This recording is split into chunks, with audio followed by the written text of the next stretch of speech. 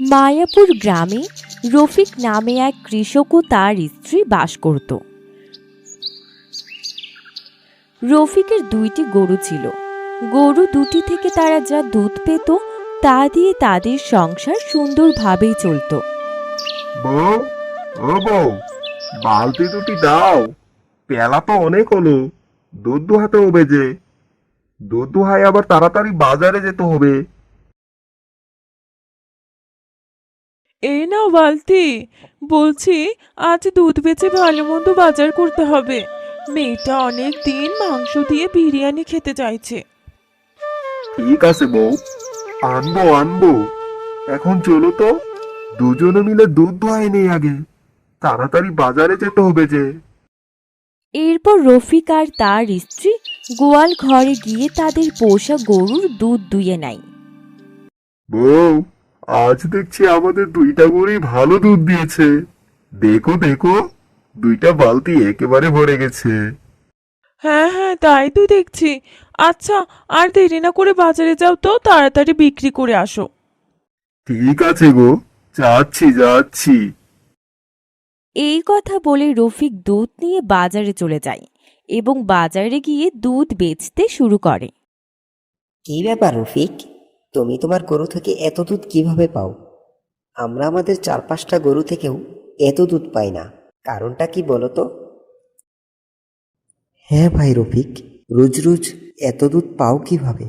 আর সবাই তোমার গাভীর দুধ নিতে ভিড় জমায়, এর রহস্যটা কি বলো তো ভাই? এতে রহস্যের কি আছে ভাই? আমি তো আমার গরুকে রোজ ঘাস খাওয়াই। আমার বেচা শেষ ভাই, আমি এখন আসি।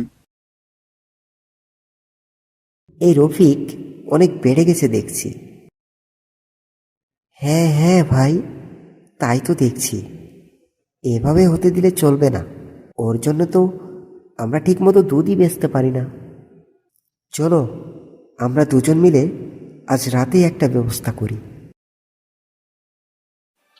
এরপর দুই দুষ্টু গোয়াল রাতের অন্ধকারে রফিকের গোয়াল ঘরে যায় এবং গরুর খাবার পাত্রে বিষ ঢেলে দিয়ে আসে। রফিক সকালে ঘুম থেকে উঠে গরুকে খাবার দিতে যায় এবং সেখানে গিয়ে দেখে গরু দুটি আর বেঁচে নেই। হাই হাই, এ কি হলো আমার? এদিকে আসো, দেখো গরুগুলোকে কে জানি বিষ মিশিয়ে দিয়ে মেরে ফেলেছে। কি সর্বনাশ! এটা তো কখনো ভাবিনি আমাদের সাথে কেউ এমন শত্রুতামি করবে। হে আল্লাহ, এটা কি হয়ে গেল আমাদের সাথে? আমরা তো শেষ হয়ে গেলাম। এখন আমরা কি করব? এখন তো বাজারে দুধ বেচতে পারবো না। দুধ বেচেই সংসারটা চলছে আমাদের। এ কি হয়ে গেল খোদা! এভাবে কৃষক রফিকের সুখের সংসারে দুঃখ নেমে আসে। তাদের গরু দুটি মারা যাবার পর গোয়াল ঘর খালি হয়ে যায়। কি ভাবছো গো, কোনো উপায় বের করলে? বউ, কাছে তো কোনো পয়সা নেই, আমরা কি করব এখন? তবে যে করেই হোক আমাদের একটা গরু কিনতে হবে, নইলে যে সংসার খরচ চালাতে পারবো না। সে তো বুঝলাম, কিন্তু আমরা এত টাকা এখন কোথায় পাবো? আমার গয়নাখানা বিক্রি করে দাও। কিছুক্ষণ পর কৃষক রফিকের মেয়ে একটি মাটির ব্যাংক হাতে নিয়ে বাহিরে এলো। বাবা বাবা, এই দেখো, আমি মাটির ব্যাংকে কিছু টাকা জমিয়েছিলাম। এই টাকা দিয়ে কিছু করতে পারো কিনা দেখো। কি বলো মা, তুমি টাকা জমিয়েছো? হ্যাঁ বাবা, মাঝে মাঝে তুমি সদাই খাবার টাকা দিয়েছো, সেগুলোই জমিয়েছি। কিন্তু এই ব্যাংকে যা টাকা আছে তা দিয়ে তো গরু কেনা যাবে না। বাবা, আমার একটা বুদ্ধি আছে। আমাদের তো অনেক টাকা নেই, তুমি এই ব্যাংকের সব টাকা দিয়ে কিছু ডিম পাড়া মুরগি কিনে আনো। আমরা সেই ডিম বিক্রি করে চলবো, পাশাপাশি নতুন বাচ্চা ফুটাবো। দেখো, আমাদের মেয়েটা ভালো বুদ্ধি দিয়েছে। আমাদের তো গরু কেনার টাকা নেই, তুমি অল্প টাকা দিয়ে মুরগি নিয়ে এসো, পরে না হয় আমরা গরু কিনবো। তারপরও তো মুরগি পালনের জন্য ঘর লাগবে। বাবা, গোয়াল ঘরটাকেই মুরগির ঘর বানিয়ে ফেলো, খরচও করতে হবে না। রফিক গোয়াল ঘরটাকে একটু গুছিয়ে মুরগি পালনের উপযোগী করে তুলল।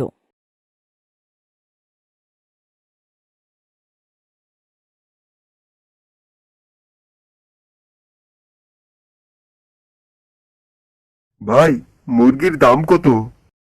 এক জোড়া মুরগির দাম 100 টাকা নিচ্ছি। ওই মুরগিটা আলাদা করে রাখছেন কেন ভাই? ও, এই মুরগিটা একটু অসুস্থ মনে হইতাছে, তাই আলাদা করে রেখে দিছি। বাড়িতে নিয়ে গিয়ে জবাই করে খাবো। মুরগিটা আমায় দিয়ে দেন। আমার মেয়েটা অনেকদিন ধরে ভালো মন্দ খেতে চেয়েছে। আমি দাম দেই, আমায় দিয়ে দেন।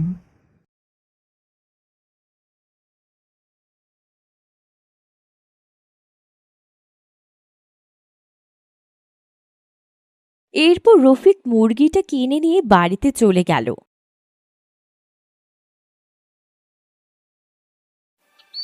কি গো, কই তোমরা? বাইরে এসো, দেখো কতগুলো মুরগি নিয়ে এসেছি।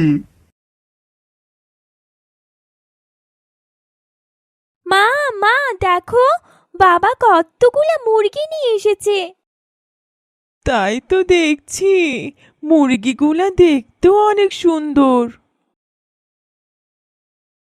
বাবা, এই মুরগিটা দেখতে তো আরো বেশি সুন্দর লাগছে। এই মুরগিটা একটু অসুস্থ, ভাবলাম জবাই করে খাবো। মেয়েটাও ভালো মন্দ খেতে চেয়েছে, কম টাকায় মুরগিটা কিনে নিয়ে আসলাম। কিন্তু মুরগিটাকে দেখে রফিকের মেয়ের অনেক মায়া হচ্ছে। না বাবা, এই মুরগিটাকে জবাই করব না, দেখতে অনেক ভালো লাগছে। মুরগিটা অনেক মায়াবী। আমি এই মুরগিটাকে যত্ন করে সুস্থ করে তুলবো। কিন্তু মা, তুমি তো পোলাও মাংস খেতে চেয়েছিলে। পরে খেতে পারবো, কিন্তু এই মুরগিটাকে আমি জবাই করতে দিব না। আচ্ছা, মেয়েটার কাছে মুরগিটা যখন এতই পছন্দ হয়েছে, আমরা এই মুরগিটাও পালন করব। আমার আর কি কথা, তোমরা যা বলবে তাই। এরপর থেকে মুরগিগুলোকে তারা যত্ন করে পালন করা শুরু করলো। আর অসুস্থ মুরগিটাকে রফিকের মেয়ে আরো যত্ন করে সুস্থ করলো। কিছুদিন পর মুরগিগুলো ডিম দেওয়া শুরু করলো। প্রতিদিন তাদের গোয়াল ঘর থেকে ডিম সংগ্রহ করে বিক্রি করে সংসার ভালোই চলছে। কিন্তু সেই আলাদা অসুস্থ মুরগি এখনো ডিম দিচ্ছে না। রফিক প্রতিদিনের মতো আজও গোয়াল ঘরে ডিম সংগ্রহ করতে গেল। হঠাৎ দেখতে পেল সবটা ডিমের মাঝে একটা সোনালী রঙের ডিম অনেক চকচক করছে।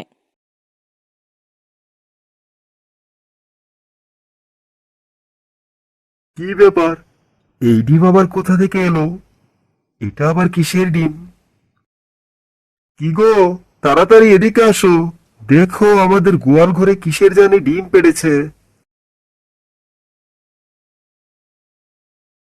কি হয়েছে গো, এত তাড়াহুড়ো করে ডাকছো? ওই যে দেখো, এটা কিসের ডিম, চকচক করছে। আরে তাই তো, ডিম উঠিয়ে নাও, দেখো কিসের ডিম এটা।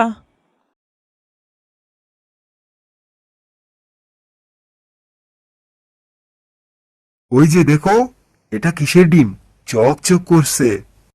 এটা তো মনে হচ্ছে সোনার ডিম। বাবা, আমাদের মুরগি সোনার ডিম পেড়েছে। দেখে তো তাই মনে হচ্ছে। ওই যে অসুস্থ মুরগিটা যেই জায়গায় থাকে সেই জায়গাতেই ডিম। তার মানে আমাদের সেই আলাদা মুরগিটা সোনার ডিম পেড়েছে। এভাবে তারা প্রতিদিন একটি করে সোনার ডিম পেতে থাকলো। তাদের সংসারে অনেক উন্নতি হতে শুরু হলো। ভাঙা ঘর থেকে পাকা দালান করে ফেলল। একদিন তারা দেখল সে মুরগিটা আর নেই। সারা দিন তারা আর মুরগিটাকে দেখতে পেল না। কি ব্যাপার, আমাদের মুরগিটা কই গেল? কি হয়েছে বাবা? আমাদের মুরগিটা তো আর খুঁজে পাচ্ছি না। হঠাৎ রাতের বেলায় তারা খেয়াল করলো সেই মুরগিটা আগের জায়গাতেই আছে। তারা মুরগির কাছে গেল।